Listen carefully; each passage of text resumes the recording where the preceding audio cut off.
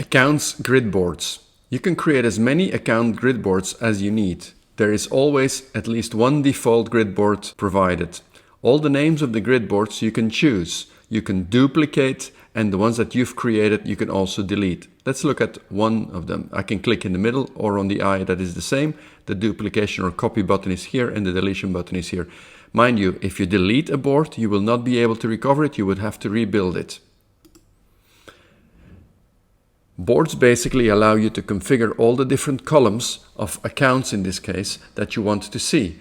It's using the same data but within the restrictions of data that you're allowed to see, because also the user authorization role will define which accounts you'll be able to see. In this case I'm an agency admin, so I see all the accounts of the agency. Besides the board view or the grid view, there is also a list view that I can go to. To add an account, I can click on this button here to do a quick add, which will give me a pop-up with the basic information to quickly create or add an account. There is also the full add, which will navigate me to creating an entire record of an account with all the different fields that are available. Let me go back to the accounts grid. In the accounts grid, I see different columns with different colors. I can create as many columns as I want, and to do so, I just click on Add Column, give this my name, whatever you choose it to give it, save that one, and then go into the configuration settings of that list. In the configuration settings, I can see I can define my own color. Let's give this a brown color, for example, and then set all the conditions that I want to put. I have normal conditions and have nested conditions. For example, I could say, let me put a condition where I am looking for leads and also I am looking for sources.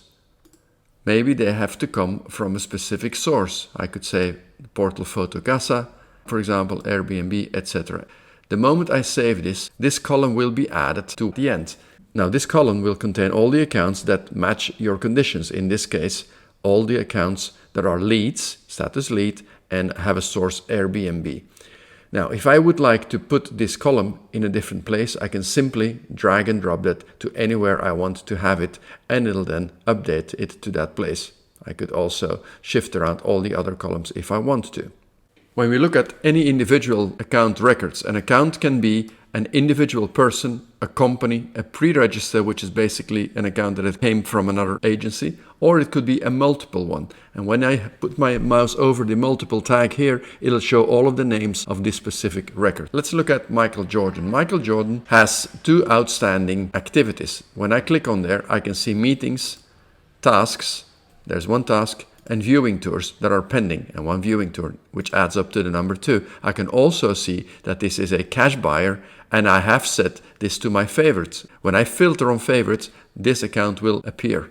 I could go and edit this record, and I would go navigate again to the detailed record with all the tabs, which would navigate me away from this page and which I would like to avoid. Instead of that, I could simply click on the name if I want to change anything of the basic data of this account. I could add, for example, another person, etc. I could then save it, and when I save it, this record would already be updated. Same happens with updating contact information. Clicking here would allow me to update all the contact information for this specific client. This probability bar allows me to set quickly a different probability whenever I believe that the probability has changed. I can see when it was created and also have a timeline here. On that timeline, I will see everything that has happened with this client, and even so, I can then open all of the elements to see the details of these activities. This includes emails sent, emails received, and any other activity with this client. There's a profile for residential properties and there's another profile for commercial properties, since this agency is maintained for both residential and non-residential. Let's have a look again at Michael Jordan. Michael Jordan, who I know has come from a portal called Costa del Home, was created automatically. It was not created by me manually, but this was created automatically whenever that person made an inquiry on that portal, which automatically created this record. I can also see instantly in the interested property that the first interested property is for which that he asked information on Costa del Home. I could then click on that property to see the details of it and read any detail without having to go to the property. I can even see where it's located on this dynamic map. There are other interested properties. This is because the person has expressed an interest one way or the other. Now let's look at its profile. His profile says he's interested in buying a property. So I'm going to the residential profile where effectively I can find that transaction type. I could select more than one transaction type at the same time. Everywhere you see this box with an X means there is multi-selection possible. The purpose that this person is looking is secondary residence, but he could also be looking for primary residence at the same time. Maybe he'd also be looking for other types and subtypes, minimum beds, minimum baths, and then I can go draw a selection of where that person is looking, or I can simply fill in all the different geo fields. To draw a map selection, I click on the map and the map will open. The office defines where this map is opening. In this case, it's opening in Marbella because the office that I'm in is located in Marbella. I can zoom in and zoom out and literally go select areas or blocks where the person is interested in buying. I can do so with one or multiple polygons. And now the map selection has been saved. That means that the property must be in that or in those polygons that I just drew and correspond to all the parameters that I'm selecting here. Urbanization, categories, custom categories. These are categories that you can define and then attach to properties. When it was built, sizes of plots, build sizes, useful areas, building styles, another field for which you can define all the values. Gated community, elevator, settings, orientation, views, condition, parking, which type of pool, which type of garden, furniture, etc., etc. Even mooring type. Then you can restrict it to only new construction projects, only investments, only golf, etc. You can set a buy from date. This will actually remind you on your calendar 4 weeks before this date. And then you can set the minimum and maximum purchase budget. There's also an email alert. That email alert allows you to send automated emails based on an email template later on, so that whenever the new property is uploaded in your agency, an email will go out in the language of the user to advert him or her of this new property. The profile then defines the data crossing with the database, relevant properties. This agency counts more than 21,000 properties, so basically all the parameters that I have set will filter that in real time. Clicking on relevant property instantly gives me all the properties that are right now available corresponding to the user's parameters.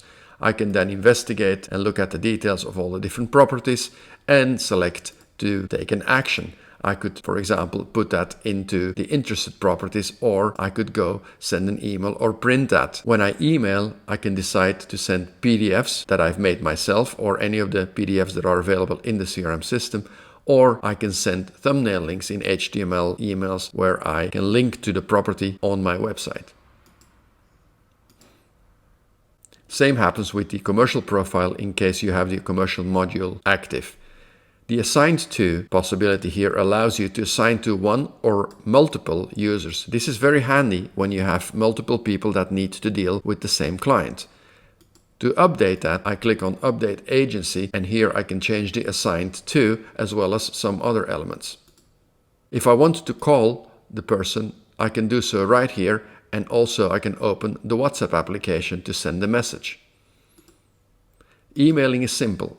I compose an email from my email address to any and all of the email addresses that are available in this record using, if I want, an email template that will then also automatically pre-fill all the data that is set as a shortcode, for example, this one. If I do a preview, it basically allows me to see exactly what is going to be sent to this account. If I decide not to save the email, it will delete it. Otherwise, it will keep it in a draft so I can continue later on.